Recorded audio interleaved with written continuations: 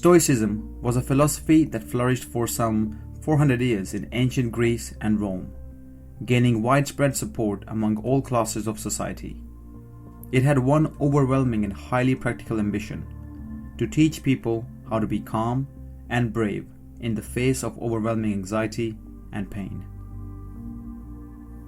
We still honor these teachings whenever we call someone stoic or plain philosophical, when fate turns against them, when they lose their keys, are humiliated at work, rejected in love, or disgraced in society.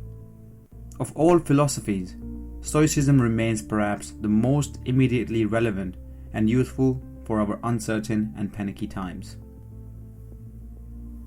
Many hundreds of philosophers practice Stoicism, but two figures stand out as our best guides to it: the Roman politician, writer, and tutor to Nero, Seneca, AD 4-65, and the kind and one of the 5 great Roman emperor who philosophized in his spare time while fighting the Germanic hordes on the edges of the empire, Marcus Aurelius, AD 121-180.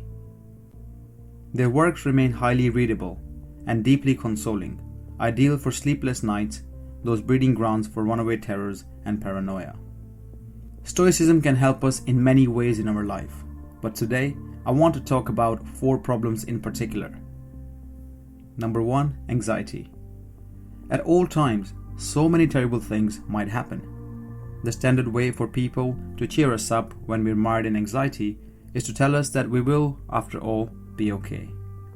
The embarrassing email might not be discovered, sales could yet take off, there might be no scandal. But the Stoics bitterly opposed such a strategy, because they believed that anxiety flourishes in the gap between what we fear might and what we hope could happen. The larger the gap, the greater will be the disturbances of mood. To regain calm, what we need to do is systematically and intelligently crush every last vestige of hope. Rather than appease ourselves with sunny tales, it is far better, the Stoics proposed, to courageously come to terms with the very worst possibilities, and then make ourselves entirely at home with them. I know it sounds insane, but when we look our fears in the face and imagine what life might be like if they really came true, we stand to come to a crucial realization: we will cope. We will cope even if we had to go to prison, even if we lost all our money, even if we were publicly shamed, even if our loved ones left us, and even if the growth turned out to be negative. Just think back to all the times which you thought really was the worst time of your life. But look at you now. You look back to it and you've coped up with that. You've come through it, you persevered, and you've passed that time. It's in the past now, you learned from it and you've moved on. We generally don't dare to do more than glimpse the horrible eventualities through clenched eyelids, and therefore they maintain a constant sadistic grip on us. Instead, as Seneca put it, to reduce your worry, you must assume that what you fear may happen is certainly going to happen. To a friend racked with terror, he might be sent to prison, Seneca replied bluntly, "Prison can always be endured by someone who has correctly understood existence." The Stoics suggested we take time off to practice worst-case scenarios. We should, for example, mark out a week, a year, where we eat only stale bread and sleep on the kitchen floor with only one blanket, so we can stop being so squeamish about being sacked or imprisoned. We will then realize, as Marcus Aurelius says, that very little is needed to make a happy life. Each morning, a good Stoic will undertake a premeditatio, a premeditation on all the appealing things that might occur in the hours ahead. In Marcus Aurelius' stiffening words, "Mortal have you been born, to mortals have you given birth, so you must reckon on everything, expect everything." Stoicism is nothing less than an elegant, intelligent dress rehearsal for catastrophe. It prepares your mindset to do anything, as it teaches you to already think and plan ahead and be comfortable with the worst case scenarios. Number 2, fury. We get angry, especially with our partners, our children, and politicians. We smash things up and hurt others. The Stoics thought anger a dangerous indulgence, but most of all, a piece of stupidity, for in their analysis, angry outbursts are only ever caused by one thing: an incorrect picture of existence. Anger is, in the Stoic analysis, caused by the violent collision of hope and reality. We don't shout every time something sad happens to us, only when it is sad and unexpected. To be calmer, we must, therefore, learn to expect far less from life. Of course, our loved ones will disappoint us. Naturally, our colleagues will fail us. Invariably, our friends will lie to us. None of this should be a surprise. It may make us sad. It must never, if we are Stoics, make us angry. The wise person should aim to reach a state where simply nothing could suddenly disturb their peace of mind. Every tragedy should already be priced in. What need is there to weep over parts of life? Asked Seneca. The whole of it calls for tears. Number 3. Paranoia. It is easy to think we've been singled out for terrible things. We wonder why it has happened to us. We tear ourselves apart with blame or direct bitter venom at the world.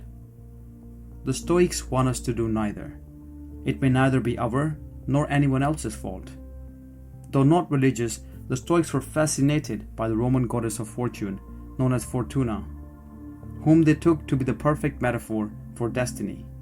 Fortuna, who had shrines to her all over the empire, was popularly held to control the fate of humans, and was judged to be a terrifying mixture of generous and the randomly willful and spiteful. She was represented holding a cornucopia filled with goodies like money, love, etc. in one hand, and a tiller for changing the course of life in the other.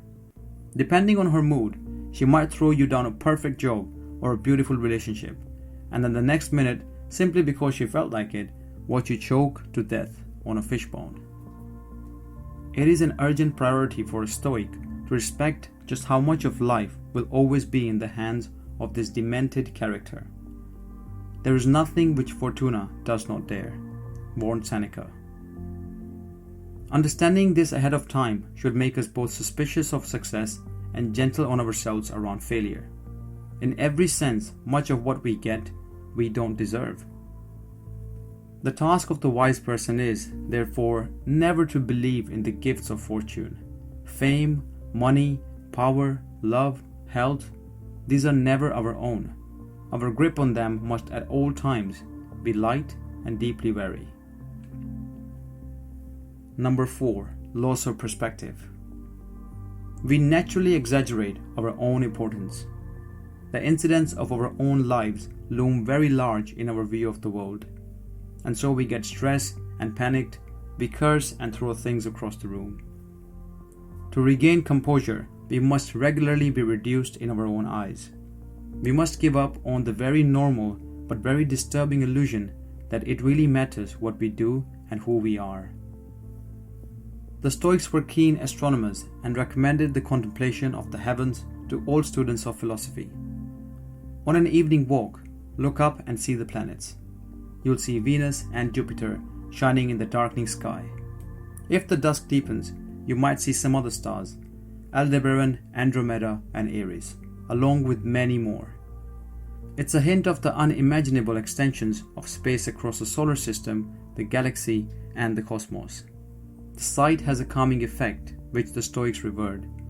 For against such a backdrop, we realize that none of our troubles, disappointments, or hopes have any relevance. Nothing that happens to us or that we do is blessedly of any consequence whatsoever from the cosmic perspective. In the grand scheme of things, we really are just a tiny speck. Conclusion. We need the Stoics more than ever. Every day confronts us with situations that they understood and wanted to prepare us for.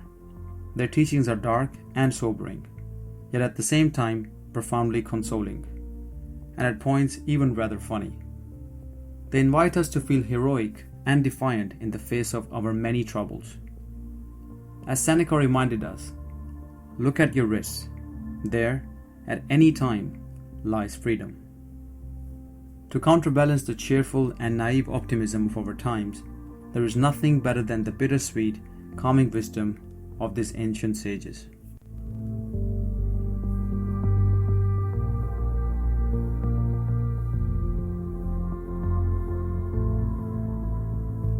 I hope you found this video helpful.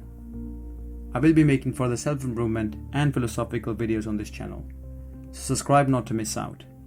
If you like my content, please like, comment and share. Thank you for watching.